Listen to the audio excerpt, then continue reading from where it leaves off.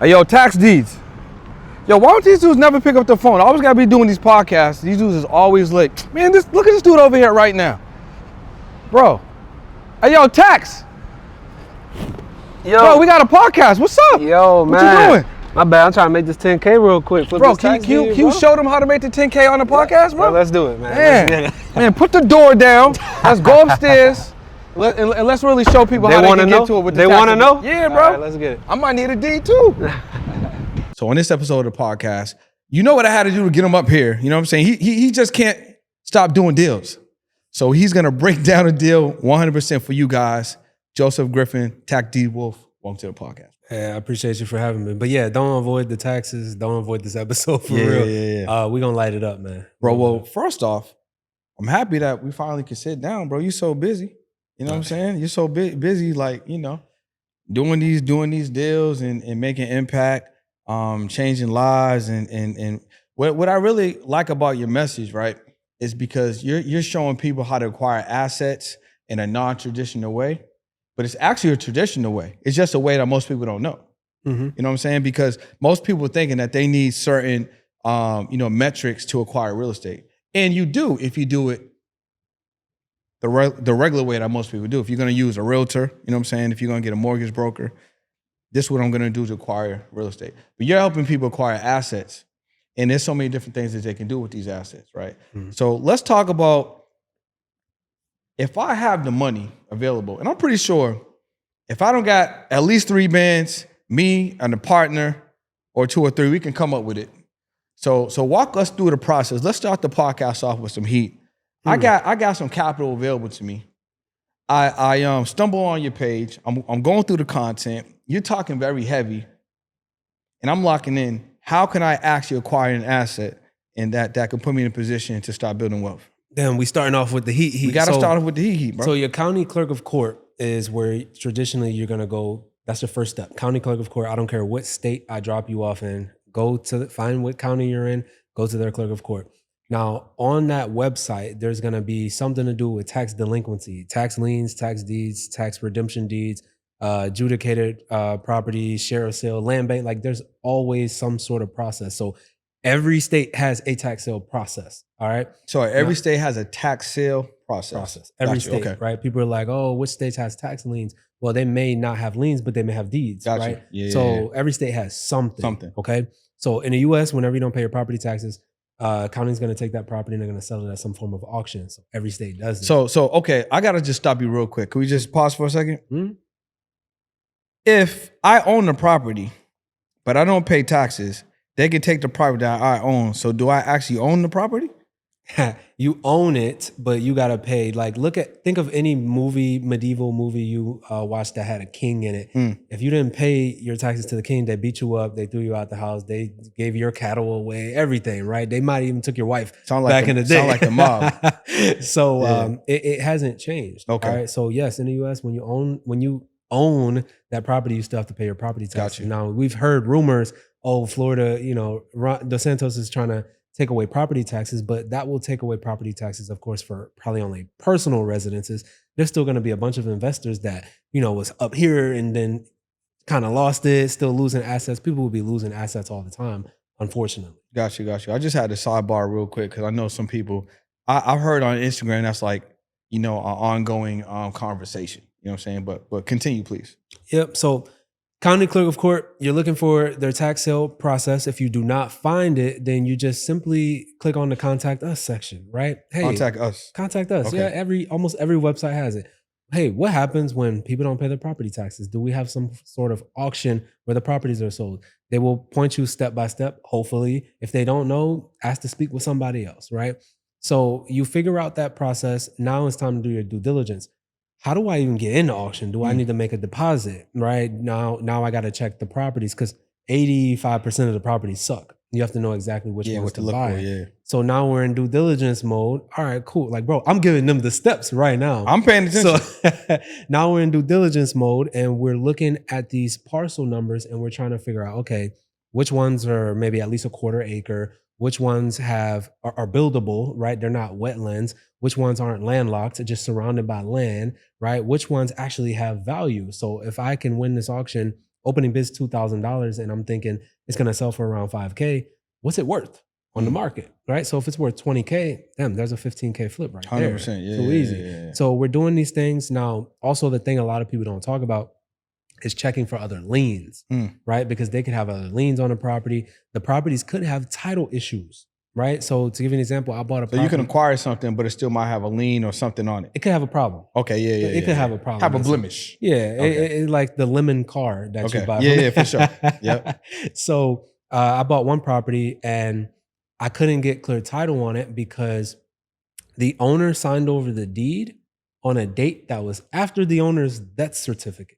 That's crazy. That's fraud. I'm about to say, I don't have. He came back to sign that and then went back. He came back and signed that. Came back, signed it, went back. So, like, just to give you an example, like, it could be a title issue or it could be other liens on the property. If they're not paying the taxes, what else are they not paying? Like, what other companies have put a lien on that property because the debt is owed? So, there's a lot of things to, be mindful of when you're getting in here. But in a nutshell, that's the acquisition. Then we have our exit strategy. How are we gonna make money off of it? Are we gonna turn it into a short-term rental? Are we gonna rehab it and then refine? Are we jumping into the burst strategy now? Yeah, facts. Are we just gonna flip it all together? So then that's where it gets juicy, where it gets saucy is the actual money hitting your bank account. Does one strategy work better or preferable, or is it best to learn all the strategies and based on the property you have, deploy the correct strategy? Like if somebody acquires a tax deed property, right, and I have it. Is it better for me to be like, all right, I'm just flipping? Or should I learn other methods so when I have it, I can see which one might be best for this particular property? So I used to be a nurse, right, before I retired. You was a nurse? I was a nurse. Were you the wolf nurse? I was the wolf nurse. Nice. The ICU wolf nurse. The ICU running wolf. that ICU. Yeah. And in nursing, we have this holistic approach. I can't give you a medication for your liver, not knowing how it's going to affect your heart, right? How it's going to affect your kidneys. Right. So in real estate, we have this. I bought this holistic approach too. If I only show you how to do one thing, I'm setting you up for the fail. Facts. I can't show you how to just acquire. I can't show you how to just do one strategy because you could be losing money. I treat it like fishing. I throw my line out and I reel in a fish. Damn, this fish is too small. Let me throw that back in. So I underwrite the deal. I'm passing on it. But what if I get a catfish? And it's a really juicy catfish, but maybe I don't eat catfish, right? Hey, you eat catfish? All right, bam. Now I'm wholesaling the deal. I'm not even keeping it. I'm just going to wholesale it to you. You like catfish is a good deal. Hey, buy this catfish from me, right? So there's a lot of different strategies that you can do. And I encourage people to be equipped to handle almost anything, right? And that's why community is so important. If you don't know, ask somebody. Bro, can anyone do this? Anyone. You don't need a license. You don't need good credit. The counties aren't asking where the money is coming from. I could go deposit $10,000 today, no questions asked. So I don't need to be a licensed realtor to do any of this. Matter of fact, I'm gonna need people to stop going and get their real estate license, bro. Everybody and their grandma, I'm gonna go be a realtor. I'm gonna be a newsflash.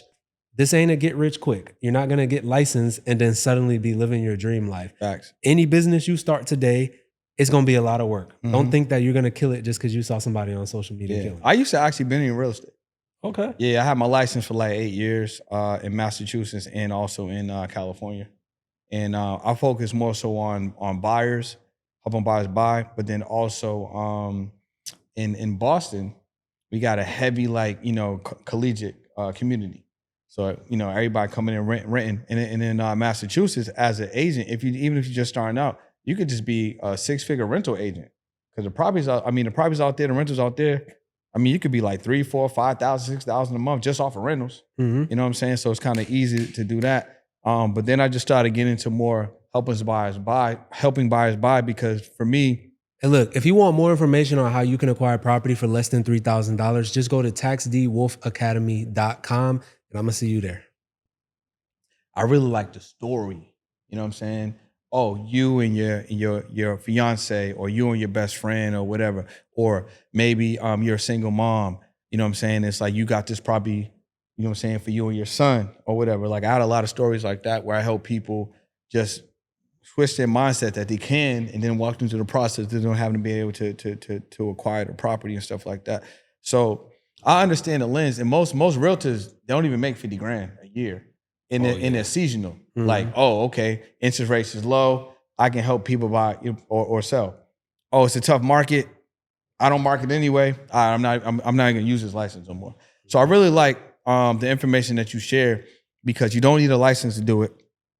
It's a skill that even if you work a 9 to 5 or you do something else, you can acquire this skill and on your free time, you can start looking at different opportunities and different ways that you can acquire, tax deed properties. And then obviously you're teaching the deployment methods. You know what I'm saying? You're gonna hold this, you're gonna flip this, you're gonna build on this thing, or you're gonna use the Bird method or whatever the case may be. I really like that. What have you found in a space to be difficult in this journey, and how long have you been in this space? So I've been in this space for about seven years, and what I found is it's simple, but it's not easy, right? Like there's simple steps. I gave the steps already, but then there's all these other experience type of obstacles that you might go over if you don't have somebody like guiding you. Yeah. So this is I'll say this is a good entry point. Like you mentioned earlier, it's this is the low hanging fruit. Yeah. All right. You're either gonna start this because this is the only way for you to start, or you have so much money that you're just kind of portfolio, like you're just putting a piece of this as your portfolio, right? You have $1 million. I'm gonna put $100,000 into tax liens and tax deeds, right? Yeah, which I think is smart. It's a glorified savings because savings account ain't gonna give you no freaking money. And inflation is you're actually losing money if you're keeping money in a savings account under your mattress. Yeah. So let me just put some money into here, or it's your only way. It's a start. So I started out flipping land parcels. All right, 5K to 10K, 5K to 17K, right? Anywhere from 5 to 15K on land flips, and now even a lot higher. It's a nice way out, man. It's a nice, not way out. It's a nice way to get started. When I say way out, I mean way out the matrix. Yeah, facts. So what were like some of your biggest wins in the space? You know what I'm saying? So like, when did you, because I also want to talk about what got you winning but before we get there, what was something that happened you was like, yo, I can play my flag here and really get busy? Bro, to be honest with you, how you do anything is how you do everything. And when I was in the Army, I was a beast. When I was in nursing, I was a beast. And when I jumped into real estate, my first deal was the one that told me like, yo, this is it. And I made $6,000.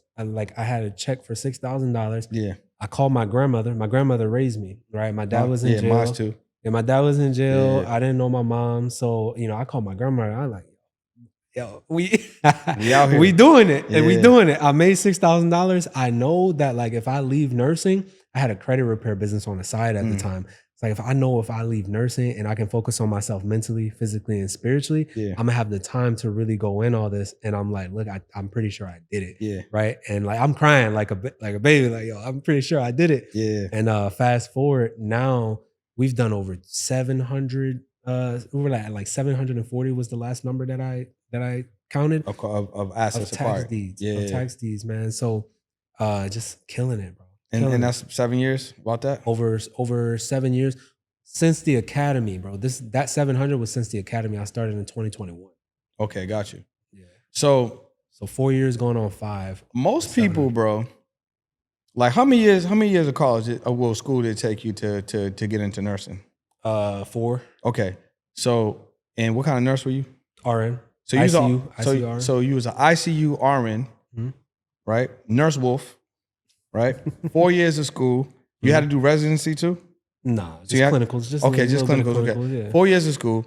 Most people would say that's their dream job or they work so hard to be in this space. So you actually went through the process, got in there. How long were you a nurse for?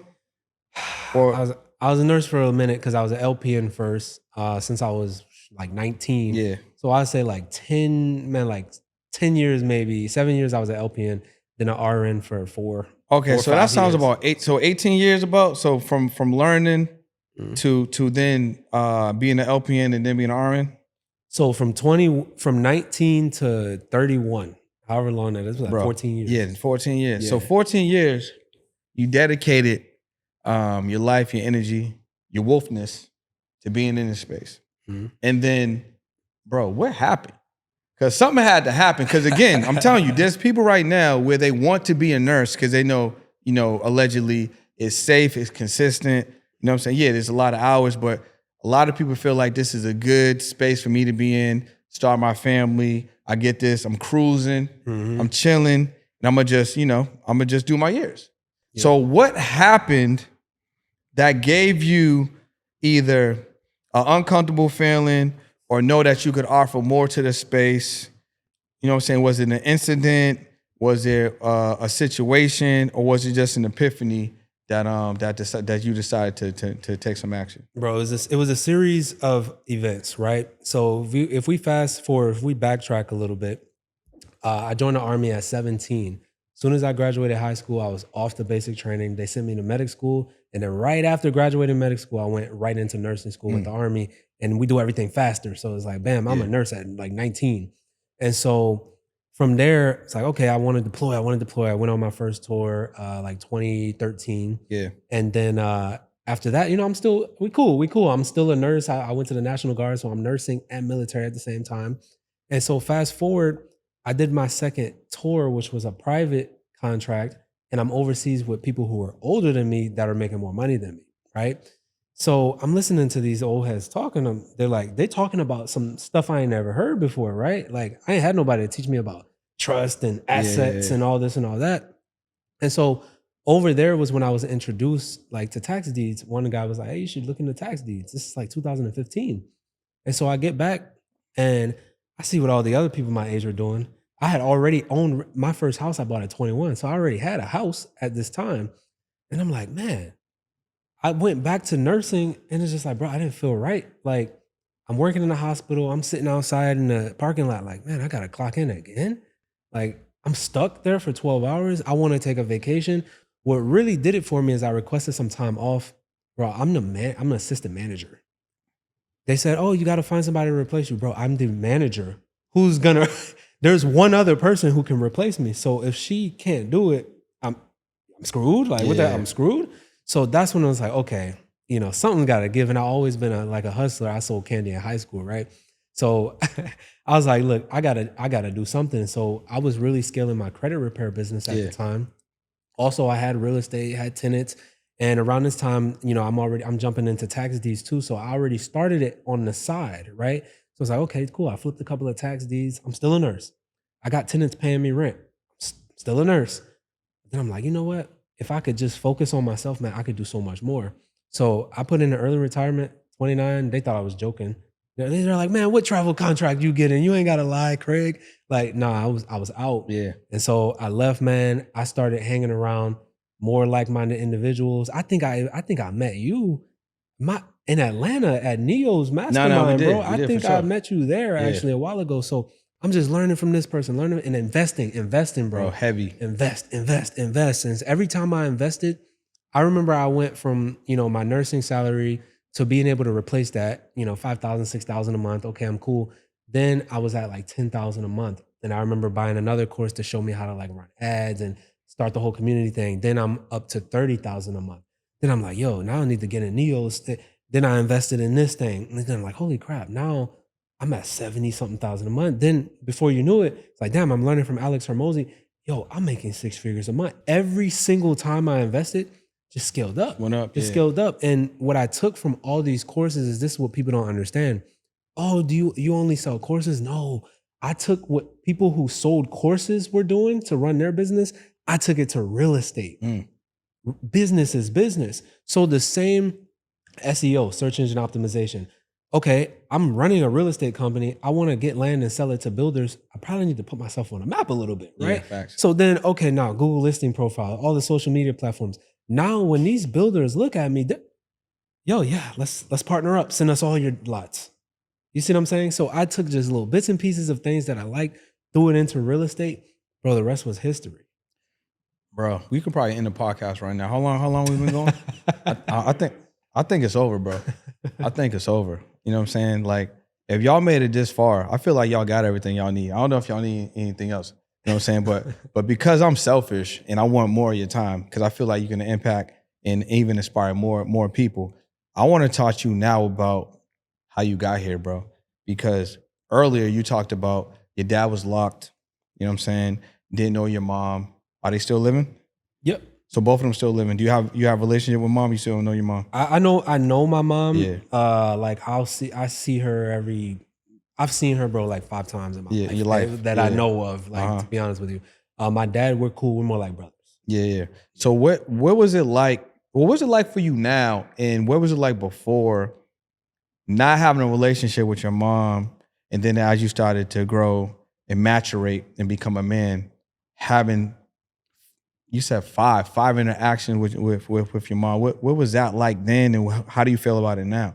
So then, crazy story. My grandmother used to be a janitor at a private school, and so I kind of lived this like everybody hates Chris life Yeah. because they gave me a basketball scholarship. Like she's a janitor. Like okay, I'm at the school with like a whole bunch of like pretty much wealthy people, or I'll say more privileged people. Yeah. And here I am taking buses back to the hood, and like life is just crazy. I'm seeing people get shot and all this, and I'm trying. I to had go a to school. similar upbringing. Yeah, so I'm trying to go to school, and just really trying to fit in. Yeah. So what I will say is, back then it was more jealousy. To be honest, like damn, why couldn't I have the rich house with the pool, bro? AC was something that I wanted. How much in poverty are we in when we have window units and we're jealous of kids that have HVAC? Bro, first off, we got some similarities, bro. I remember a couple times I almost dropped the window AC outside. You know what I'm saying? Because you gotta, for those that don't know what window AC is, you get this unit, it got these arms on it, right? So the unit might fill a little bit of the window, and you use the arms to kind of like block the outside air from coming in. You gotta set it up properly, and depending on what type of windows you got, it may or may not fit. Now the AC is not really even because you have this like, I'll call it a butt. So you got this butt that has to be outside. You know what I'm saying? And It's you got leaning, you got to put the 100%. Then there's like this little groove, and the groove has to fit on the windowsill, and then you have to pull the window down so it can set. Like that's the process, right? Do you hit the button, you lit? You know what I'm saying? Now, I literally almost dropped the AC unit outside, bro. And it's not even like, you know how big them boxes are.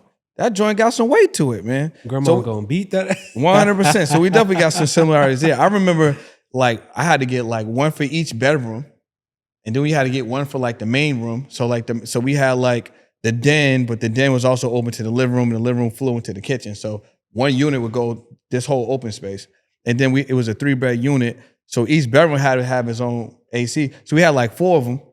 Them joints cost like $200-300 at the time. So you already knew, right?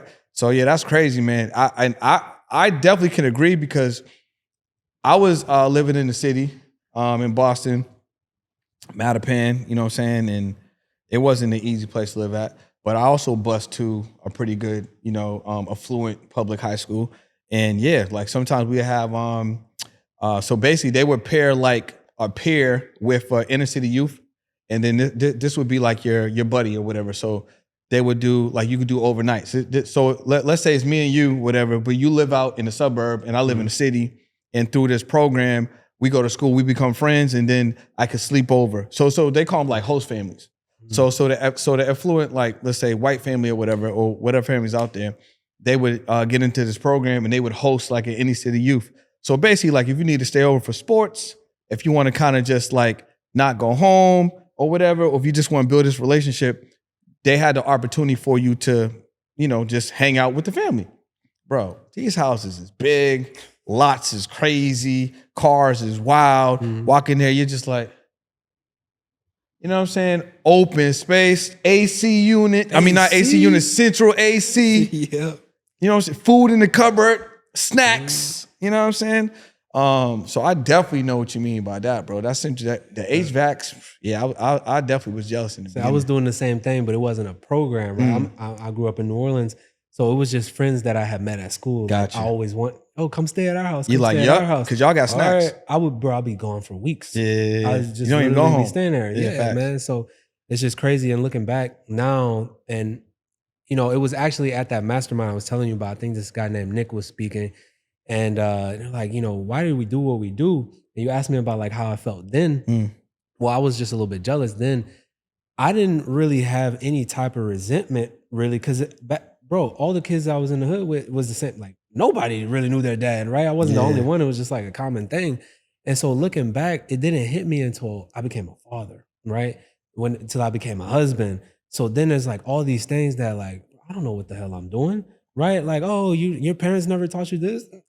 No, like figuring out college was crazy. Like, how do I even register? What's Yeah. fast food? What's Yeah. this? What's so, that's where that's when a little bit of resentment kind of like, bro, holy crap. Like, here I am having to do everything. I'm 5 steps behind everybody else Yeah. who had a dad or something to show them the way, or mom to at least show them or at least guide them somehow, some way. So a little bit of resentment came back then, but now, I'm at peace with it. It's like they did the best they could with Yeah. what they knew. My grandmother raised me like very, very well. So I'm very, very thankful for her. And to this day, she was calling. I was on the phone with her before we got in here. She just said, "I just wanted to hear your voice." That's Like, all dope. right, cool, yeah. Yeah. So very, very at peace now. So we have like similar upbringings, right? Because you don't really have a relationship with your mom and dad like that. So your relationship really is with Nana, grandma, Grandma, or do yeah, you, and my right? dad, like I said, we're like brothers. Yeah. Okay. Cool. So I don't have a relationship with my parents either, but my parents passed. My mom died when I was 15. She had she was addicted to drugs, you know what I'm saying? And my dad passed away from AIDS when I was 12. He was just in the streets. So I probably met my dad maybe 3 times that I can recall. I got one photo with him, maybe 2, and he was never in my life. He was type of dad that like always tell you he's coming through and then just never come through. And then my mom, she ended up passing. I don't know if you ever seen there's this movie called The Place Beneath the Pines. I think it's with um Ryan Gosling. Thank you. With Ryan Gosling. Movie's fire, bro, because I see a lot of parallels with my upbringing in the movie, but what's dope about the movie is the guy's basically just kind of living day to day. You know what I'm saying? And he works in a traveling circus. Right, so he's just making money day to day in the circus. He got his fire skill riding motorcycles, and he ride them through like a fire. You know what I'm saying? The wheel of fire. So every time they hit a particular city, he got a lady, right? And on this particular trip to this particular city, on when the circus came in town, he gets with the lady, and he gets her pregnant, right? So now, when he realizes that he gets her pregnant, it's the very first time he has some responsibility, some accountability. He feel like now his life has purpose. But the only thing he knows how to do is ride that motorcycle in that circle of fire, right? So he realized that he needs to get a bag, right? So what he does is he starts robbing banks. So he robs like 3 banks, you know what I'm saying? And eventually he gets caught and eventually dies. Spoiler alert, if y'all ain't seen it, too bad. Eventually dies. Now what's ill is he gets shot by a police officer. So what's ill is the police officer that shot him and killed him has a son, right? Young son. So his young son grows up in the same high school as a motorcyclist son. Now the motorcyclist son never met his dad because his dad died when he was a little kid. Nobody knows who you are, and it's really your fault. Why? Because you rely on word of mouth and referrals. What if I told you that everyone's spending time on Instagram, everyone's spending time on YouTube, everyone's spending time on social media? Content is a currency, but you don't have either enough content or any content at all. So that's why you need to start leveraging podcasting so more people know who you are, what you do, and how you help people. So that's why we're giving away the information for free. Join us as the Podcast to Cast Masterclass, where I'm going to be breaking down exactly how a profitable business owner who's already moving and grooving and making money can add a media component, a podcast, and generate an additional 30 to 50K every single month. So if you want to learn how to do that, if you're that type of business owner, if you're that type of entrepreneur, and you're tired of word of mouth and referrals, come to the free masterclass, all right? Click the link below. Cannot wait to see you in class. So when the 2 kids grow up, the police officer's son starts bullying the motorcycle kid's son. So they get into a tussle or whatever.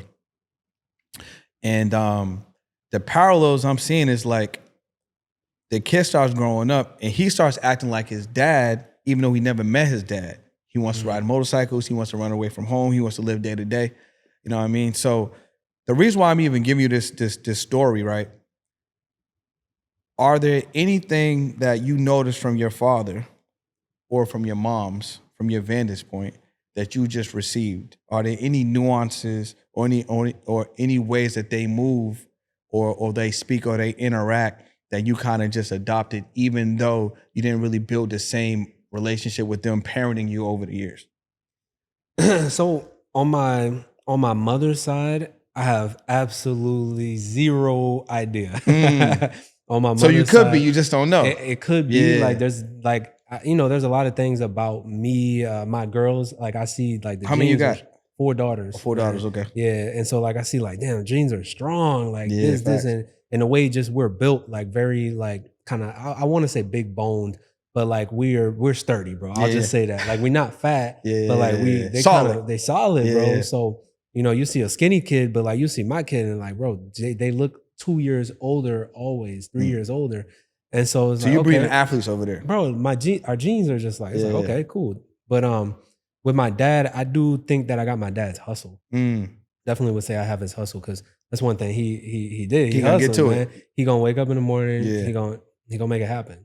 And then I am a little bit, you know, I do thank my dad in a sense too because my dad is probably the reason why I didn't go that route. Like you could go right or you can go left. Yeah, We're yeah, growing yeah. up how we grew up. And so my dad is probably one of the main reasons why I didn't go that route because he made sure one, nobody messed with me. Yep. And then two, he just wouldn't let me, man. Like I got detention one time. Yeah. What the hell you doing getting detention? Like, Facts. you know, I got my ass beat. But but yeah, he wouldn't let me. So, you know, I was by the books. All right, I'm gonna learn, I'm gonna get smart. I'm gonna go to school. That was pretty much always the standard that was set Yeah. by my grandmother. So and that's how it happened. So as a man and as a father right now, how do you look at your family and you're married? So I know that you and your wife, y'all do business together and stuff like that. So what's that dynamic like? And I know you're out here and you're moving and grooving. When you come back home and you are, you know, leading the ship, you know what I'm saying, taking care of your daughters and your wife, what's that? What does that look like? What type of person have you become having to support and be the leader of a household? Yeah, bro. So a lot of learning. Like I have to sit here and just be very, very humble in the sense that I didn't know what the hell I was doing. Yeah. Right. My first daughter was actually with my ex-wife, and I volunteered for a tour overseas. Mm. My daughter was born. I left like a few months. I volunteered. Yeah. Things were all shaky. I left. Right. And so looking back, that's one of the reasons I got in the army now. So I will never leave my kids again, especially for no year at a time. Right. So Yeah. I got out. So now what we do is I had to learn, man, read books, listen to podcasts. That's why it's yeah. so great that we're in this age because information is everywhere. Yeah. But yet our communication sucks now more now today than 200 years ago. Mm-hmm. But there's a lot of information all over. So just learned. I looked at other fathers, what they're doing with their kids, and like, okay, man, this guy Grant Cardone is doing this. He's teaching his kids. Like this person homeschool. So like now it's amazing. My kids are homeschooled, right? And you know, I get to control their environment, right? I don't need you out here in the streets. I don't need you to do this. Now, I do have a business. I have businesses that they could inherit. I'm working on just making sure they have enough real estate Yeah. to where they can do whatever the hell they want to do. I don't need you to run the business, right? Because realistically, most kids don't want to run the business if we really they want to look do around. TikTok videos, YouTube content. Exactly. They want to be influencers. They want to Exactly. be athletes. So now Yeah. it's like, look, y'all can do what y'all want to do, but I just want to make sure that I'm raising all around good human beings. Yeah. And you do whatever you set your heart to do, but you need to know real estate. Real Got you. estate's kind of like a backbone Yeah. that I feel like everybody needs to know, right? Yeah. Because you can make money on YouTube. Where you gonna put the money, right? You're gonna need the tax write-offs and everything, the depreciation anyway. Yep. Go buy some houses, right? Yep. So real estate really, that's where that wealth comes in. But overall, I want them to do whatever they want to do. I want them to be happy. Got you. So what's 3 things you learned about being married that you could share, about being a husband, being a provider you could share?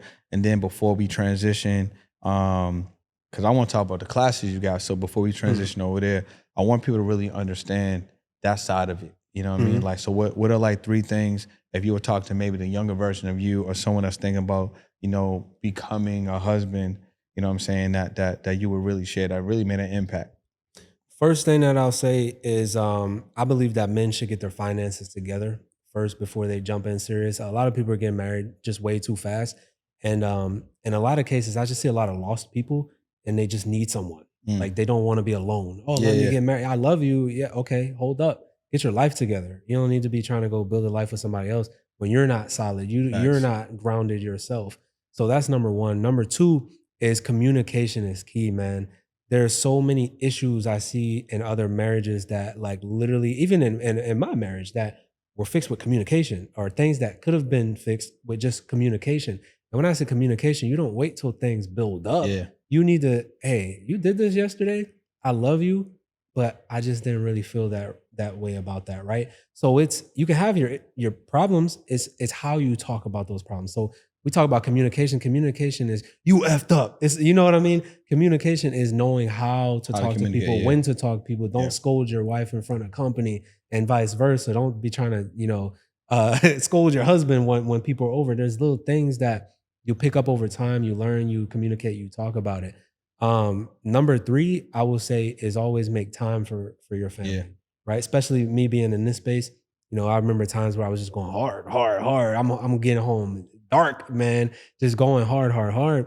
And I had to tell myself, okay, whatever I need to do can be done before 3 p.m. Yeah. All right. So I need to be purposeful, time block, be done at 3 p.m., family time. Yeah, Right. facts, So yeah. you got to really time block and be very, very disciplined too. Bro, those are wise words, man. You know what I'm saying? I mean, I got the finances together. I gotta get the wife together. You know what I'm saying? So I'm gonna definitely take heed to those words myself. You're in the right city. But you, allegedly, you know what I'm saying? I mean, listen, I was in a situation. The situation ain't situationing, so we just out here again, right? But bro, I know you got these classes and you teach the game in the classes. So tell me a little bit about when can they access the classes? You know what I'm saying? What's the information they're gonna get, and then what's the result of people going to the class? So I like to give out all the game, right? So you ain't holding nothing back. I don't hold nothing back, bro. When somebody Nothing. asks me a question, Yeah. I'm gonna answer it, right? Okay. If you ask me you ask me a question, I'm answering it, right? Okay, I got So you. that's the beauty. Even when we do live free classes like every month. So in those classes, I'm breaking down the step-by-step tax deed process, showing them what that can turn into. If they have questions, they ask their questions, I answer the questions, right? Yeah. So every single month we'll have some sort of free classes. We got one coming up now, I think August 27th through 29th, right? Link will always be in my bio. This is virtual or in person? Virtual. Okay. Virtual. So a 3-day class. 3-day class Yeah. coming up. Yep. Because time, man, like people don't understand mentorship. If you look back in the day, all the scholars, you literally had to follow them around for true. years. Yeah. If I could teach you everything I know in 1 hour, first of all, I don't know enough. But two, that ain't you don't want to be, that's just cap, right? Yeah. So real mentorship is months, if not years. So when I teach these classes, a lot of times people are like, okay, look, I want to know more, right? Like, yeah, you shared your screen, you showed us how to do it. But what happens when I get out here on my own and something pops up that wasn't covered in class? Because that's where mentorship comes into play. Yeah. There's so many other things that we won't know to cover because it's just so rare. Like, damn, you had the 1% problem just happen to you. Yeah. So this is where the community comes into play. Hey, I need a banker. Chase Bank is telling me this. Oh, I got a few contacts at Chase Bank. Call this number. You know what I mean? So that's where people will eventually come in and be like, yo, I just want to come to your academy. I want to learn everything that y'all got going on. Gotcha. From tax deeds to wholesale to the BRRRR strategy, apartment complexes, all of it.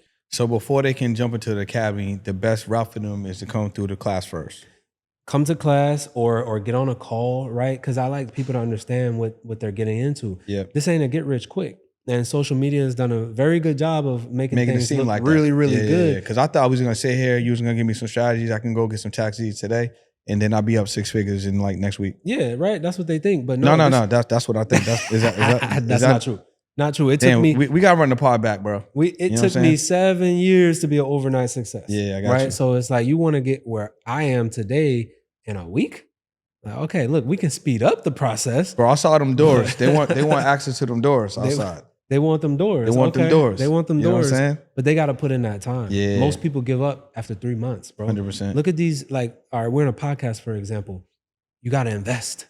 You got to rent studios. If you're doing your own studio, you got to buy the equipment. Yeah. You don't know if you're going to have the clientele, right? You don't know. You got to take a risk. 100%. If you give up in 3 months, 3 months ain't a long enough time to build clientele in any business. Let's just, even people think OnlyFans is easy because some people kill OnlyFans. Yeah. Bro, you go start a page and start an OnlyFans, you're in for a rude awakening if you think you're just gonna sit on your ass and suddenly become a millionaire and be one of the girls dancing. Even those girls got mentorships or managers or teams. You know what I'm saying? They ain't just, listen, you need team partnership. You need something, mentorship, guidance, structure, accountability to help you develop and grow. So I really like how you shared that. So where do I need to go to tap into one of the classes? So on Instagram, Tax D Wolf CEO, every platform. TaxDWolfCEO.com. TaxDWolfAcademy.com is the website. TaxDWolfAcademy.com. TaxDWolfAcademy.com. You guys go there, lock into the class. The next one's coming up. You do a monthly. Every month. Yeah. 3-day class. 3-day coming up August 27th. So is each day something different? Each day is different. First day is one. Day one will be more so about the concept. Okay. Hey, this is how you do it. So introduction. This is how you do it. Day two is more so, all right, like the nitty gritty, due diligence. We get down to it. Underwriting. So understanding. What's our exit strategies, right? How are we actually making money? Day three may be how to scale it. Gotcha.